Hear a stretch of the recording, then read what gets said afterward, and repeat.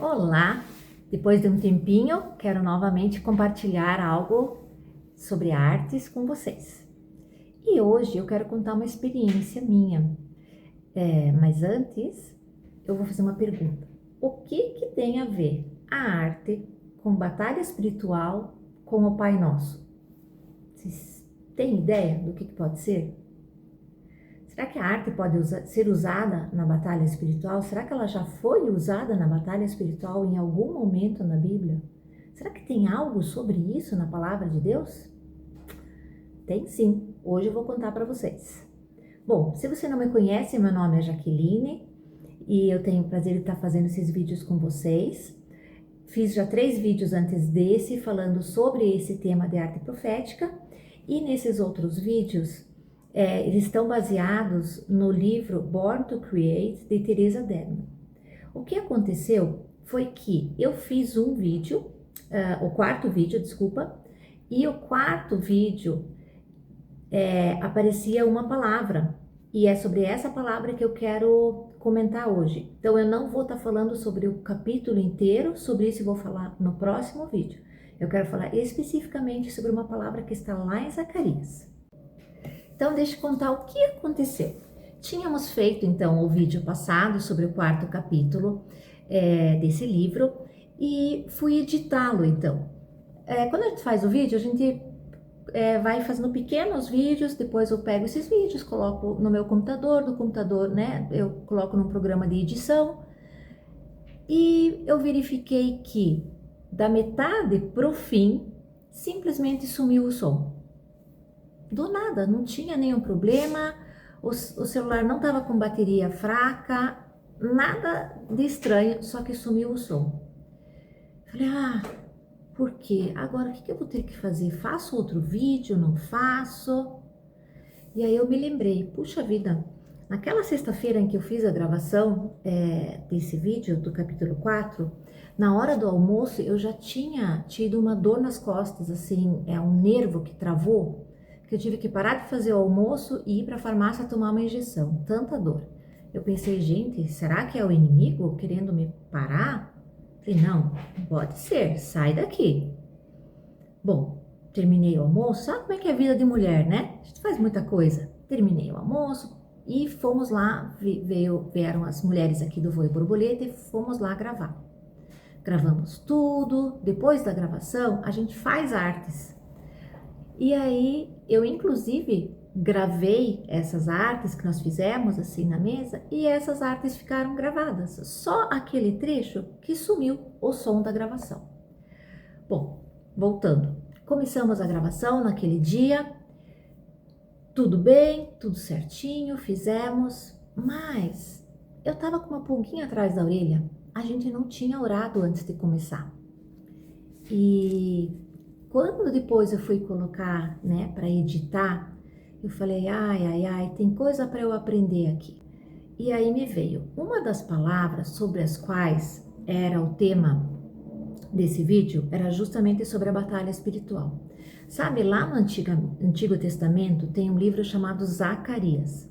Zacarias, ele era um profeta. Então, no Antigo Testamento,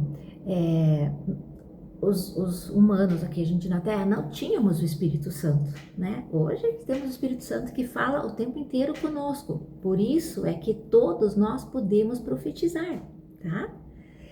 Mas no Antigo Testamento não tinha.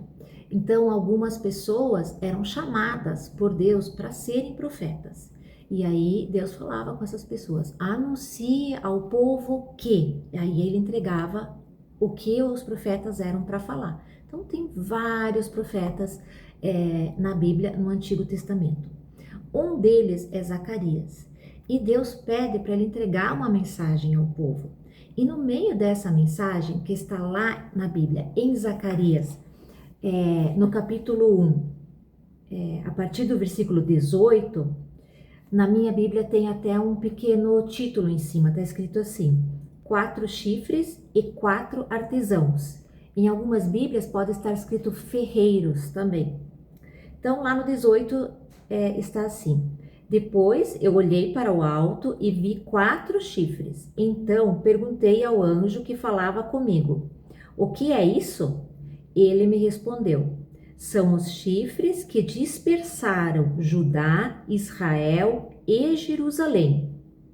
Depois o Senhor me mostrou 4 artesãos e eu perguntei: o que eles vêm fazer?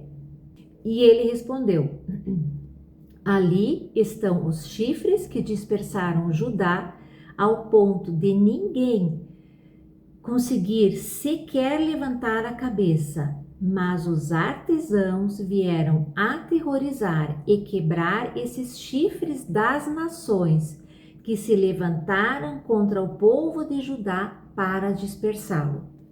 Então, viram como está presente ali a batalha espiritual no Antigo Testamento? Né? A gente viu os artesãos sendo chamados por Deus e Bezalel sendo o primeiro deles, né? Que recebeu o Espírito do Senhor para construir o templo. Nós vimos Davi que cantou e era o homem segundo o coração de Deus. Nós temos os salmos inteiros que são canções, que são poemas, né? E agora aparecem ali uma visão da onde os artesãos são usados na batalha espiritual. Bom, o que isso tem a ver com a oração do Pai Nosso? Tem a ver uma coisa que eu já aprendi há um bom tempo atrás.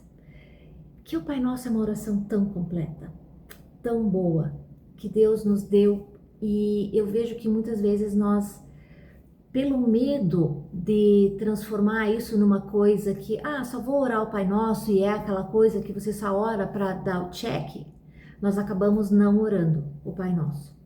Mas tem uma partezinha ali que eu vou orar com vocês agora e eu vou explicar para vocês qual é essa partezinha que podia ter feito a diferença para não ter sido apagado metade desse vídeo. Eu creio, pelo menos, eu tenho fé nisso. Então o Pai Nosso começa, né? Pai Nosso que estás no céu, santificado seja o teu nome. Então, em primeiro lugar, nós reconhecemos Deus como nosso Pai. Nós reconhecemos Ele como santo. Santo é separado, né? E Ele está nos céus. Pai Nosso que estás no céu, santificado seja o teu nome. Venha a nós o teu reino. É o que de mais importante nós podemos pedir. Lembra que lá no vídeo 1, se eu não me engano, eu falei que eu oro sobre o reino dele, até sobre o rio Belém, que fica na minha cidade? Então, nós clamamos que o reino dele venha para todo lugar que nós estamos. Venha a nós o teu reino, seja feita a tua vontade, assim na terra como no céu. O pão nosso de cada dia nos dá hoje.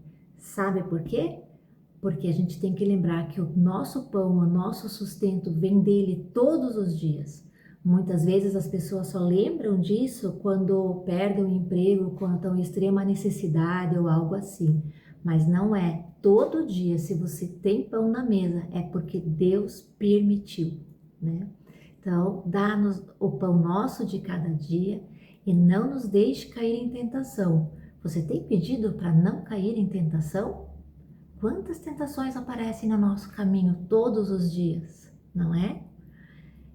Não nos deixe cair em tentação, mas livra-nos do mal. E aí que é a parte que eu devia ter orado e não orei.